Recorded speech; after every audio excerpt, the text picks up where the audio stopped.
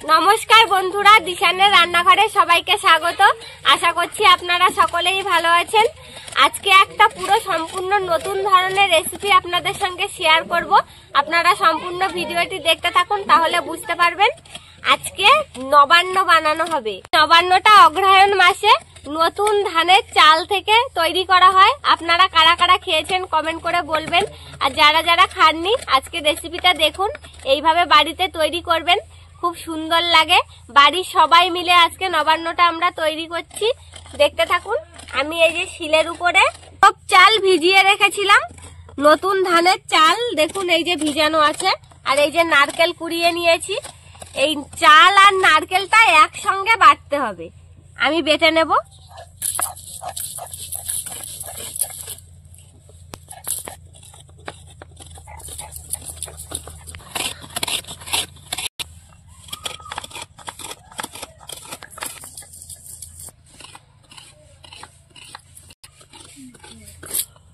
এইভাবে চাল আর নারকেল একসঙ্গে করে বেটে নেব। ভালো করে মিহি করে বাটতে হবে।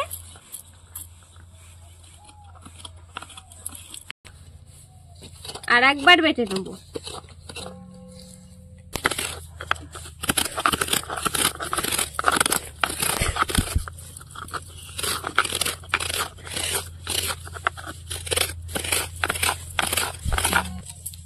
আদা কেটে নিচ্ছি আমি, দিদি ওদিকে বেটে নিচ্ছে।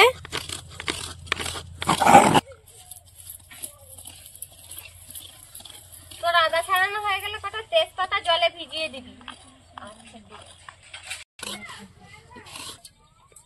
আমি বেটে বেটে এই গামলাটায় তুলে নেব। এই গামলাটার মধ্যেই নবান্নটা বানানো হবে।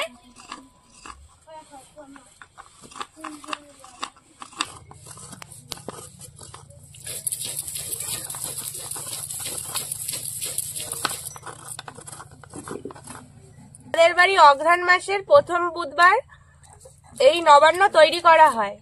যে কোনো দিনে তৈরি করে খেতে পারেন। আর আপনারাও বলবেন, বানিয়ে খাবেন বাড়িতে, কেমন খেতে লাগে কমেন্ট করে অবশ্যই জানাবেন।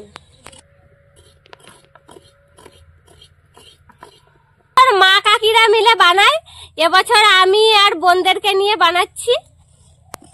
খুবই মজা বানাতে, বল। এটা খেতেও যত সুন্দর লাগে আর বানাতেও সেরকম সুন্দর মজা। শিলে বেটে যে কোনো জিনিস বানানো, এটা মিক্সারেও করা যায়, তবে শিলে বেটে বানালে খুব ভালো লাগে খেতে। আদাটা বেটে নেব।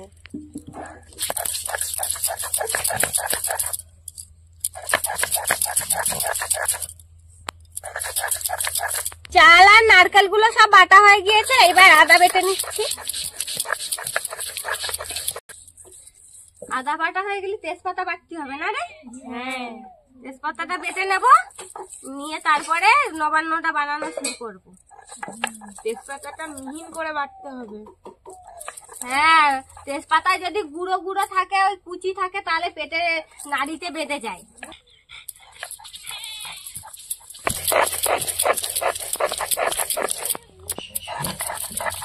জলে কটা তেজপাতা ভিজিয়ে রেখেছিলাম নরম হওয়ার জন্য। এবার এই তেজপাতাগুলো আমি বেটে নেব।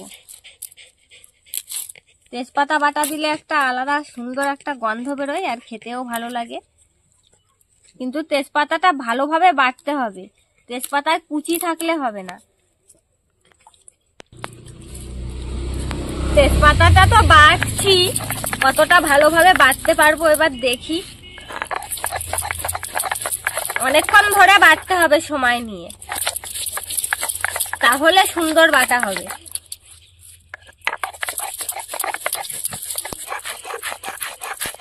তেজপাতাটা আমি প্রথমে ভাবছিলাম যে বাটা হবে না, মনে হয় যেরকম মনে হচ্ছিল ভালোই বাটা হয়েছে। দেখুন, আর একটুখানি বাটলেই পুরো মিহি হয়ে যাবে।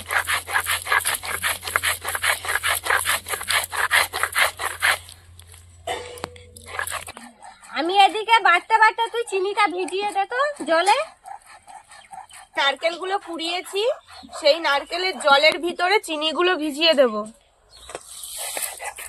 চিনিটা তাহলে তাড়াতাড়ি গলে যাবে, ভিজবে সুন্দর।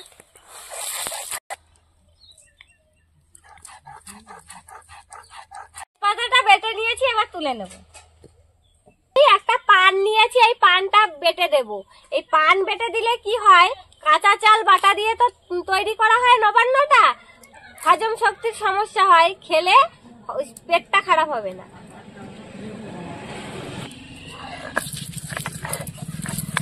কাঁচা চাল খেলে অনেকের পেটে ব্যথা করতে পারে, এই পানটা দেওয়া থাকলে আর পেটে ব্যথা করবে না। একটু এলাচ বেটে দিলেও ভালো লাগে, আজকে আমাদের কাছে এলাচ নেই তাই আমরা দিলাম না। হয়ে গেছে বাটা, এবার তুলে নেব। নিয়ে নিয়েছি আর এর সঙ্গে একটু জলও মিশিয়ে নিয়েছি। এবার এর মধ্যে একে একে সব উপকরণগুলো দেব। আমি এই ছাঁকনিটা ধরি, এই রসটা একটু ঢেলে দে এতে। উপরে যে চিনির রসের নোংরাটা সেটা আর যাবে না ওর মধ্যে, ছেঁকে দিলে।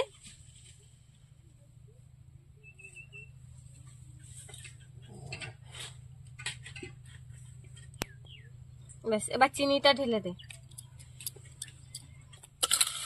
এবার আদা, তেজপাতা আর এই পান বেটে রেখেছিলাম এই বাটির মধ্যে নিয়ে নেবো আমি।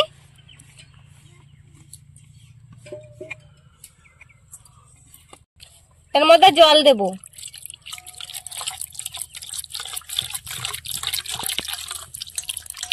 ভালো করে গুলিয়ে নিয়ে আর ছাঁকনি দিয়ে ছেঁকে নেব, তাহলে এর ভিতরে যে আদাটা বাটলে একটু ছিবড়া মতন থাকে সেইগুলো ছাঁকনিতে থেকে যাবে। সুতির কাপড়েও এরকম ভাবে নিংড়ে নিতে পারেন।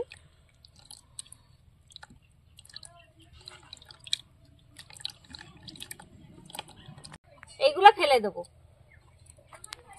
তেজপাতার কুচি থাকলেও এর মধ্যে থেকে যাবে।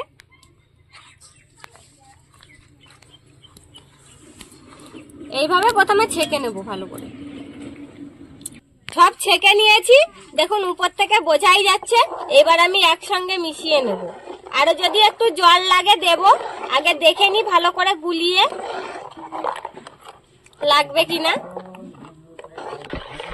বন্ধুরা, এরকম আরো নতুন নতুন রেসিপি দেখতে আমাদের চ্যানেলটিকে সাবস্ক্রাইব করবেন আর অবশ্যই পাশে থাকা বেল আইকনটি প্রেস করবেন, তাহলে আমরা নতুন কোনো ভিডিও আপলোড করলে নোটিফিকেশন আপনাদের কাছে পৌঁছে যাবে। আর কে কোথা থেকে দেখছেন কমেন্ট করে বলবেন, তাহলে আমরা নতুন নতুন ভিডিও করার আগ্রহ পাবো। আর আজকে বোনদের নিয়ে নবান্নটা তৈরি করলাম, কেমন লাগলো আজকের ভিডিওটি অবশ্যই কমেন্ট করবেন। এবার একটু লবণ দিয়ে দেবো। এই যে হাতায় লবণ নিয়ে নিয়েছি, লবণটা দিলে মিষ্টির পরিমাপটা ভালো বোঝা যায়, মিষ্টিটা খেতে ভালো লাগে।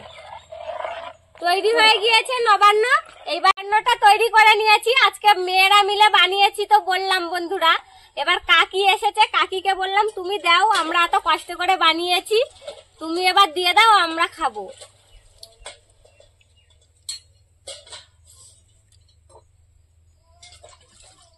থালা নিয়ে নিয়েছি। কলা পাতায় তো খাওয়া যাবে না, কলা পাতায় দিলে আর এক পাশ থেকে বেরিয়ে যাবে, সেই জন্য থালায় করে খাচ্ছি।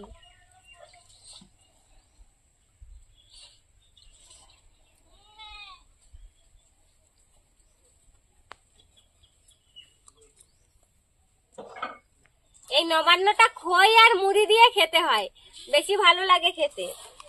হ্যাঁ, অল্প করে দাও, অল্প করে দাও। প্রথমে মুড়ি দিল, মুড়ি দিয়ে খাই। আর এই খইটা কালকের যে খইটা ভেজেছিলাম সেই খই, বাড়ির খই, দেখুন এই খই আর মুড়ি আজকে একসঙ্গে খাচ্ছি।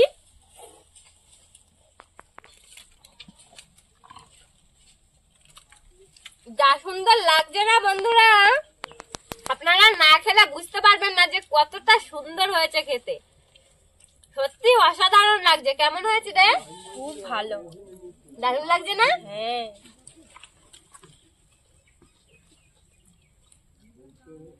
হ্যাঁ, সুন্দর লাগছে খেতে। আপনারা একবার হলেও বাড়িতে তৈরি করে খেয়ে দেখবেন, দারুণ লাগছে, কোনো তুলনা হবে না যে কত সুন্দর লাগছে।